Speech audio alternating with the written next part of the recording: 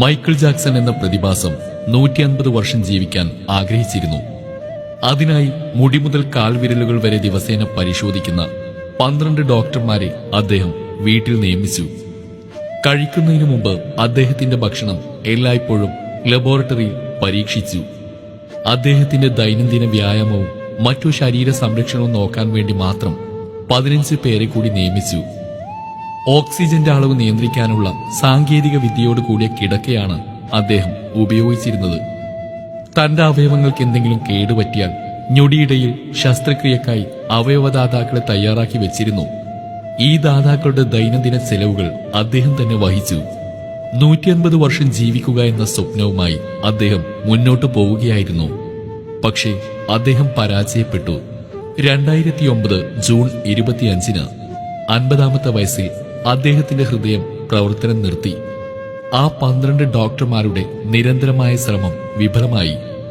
Los Angeles, California എന്നിവിടങ്ങളിൽ നിന്നുള്ള ഡോക്ടർമാരുടെ സംയുക്ത പരിശ്രമത്തിനും അദ്ദേഹത്തെ രക്ഷിക്കാനായില്ല. 25 വർഷം ഡോക്ടർമാരുടെ നിർദ്ദേശമില്ലാതെ ഒരിക്കലും ഒരു പടി പോലും മുന്നോട്ട് വയ്ക്കാത്ത വ്യക്തിക്ക് 150 വർഷം ജീവിക്കാനുള്ള ആഗ്രഹം പൂർത്തീകരിക്കാൻ കഴിഞ്ഞില്ല. ജാക്സന്റെ അവസാന യാത്ര 25 ദശലക്ഷം ആളുകൾ തത്സമയം കണ്ടു.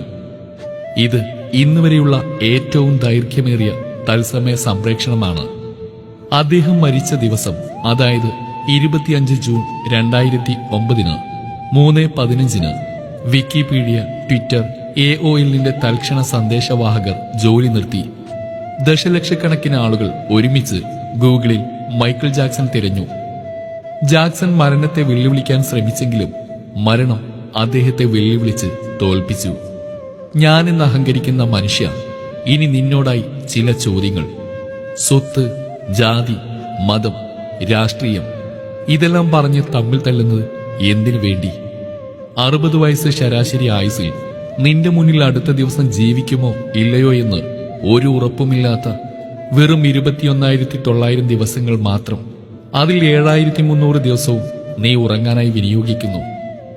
ബാക്കി തുച്ഛമായ ദിവസങ്ങളിൽ പരസ്പരം തമ്മിൽ തല്ലി ജീവിക്കണം. സന്തോഷമായി ജീവിക്കാൻ ശ്രമിക്കരുതോ?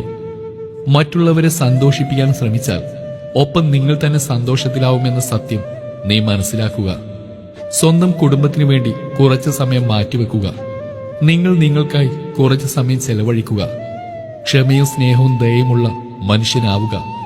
സമ്പന്നനാവുക എന്നത് തെറ്റല്ല. പണത്താൽ മാത്രം സമ്പന്നനാവുന്നതാണ് തെറ്റ്. ജീവിതം നിയന്ത്രിക്കുക, അല്ലെങ്കിൽ ജീവിതം നിങ്ങളെ നിയന്ത്രിക്കും.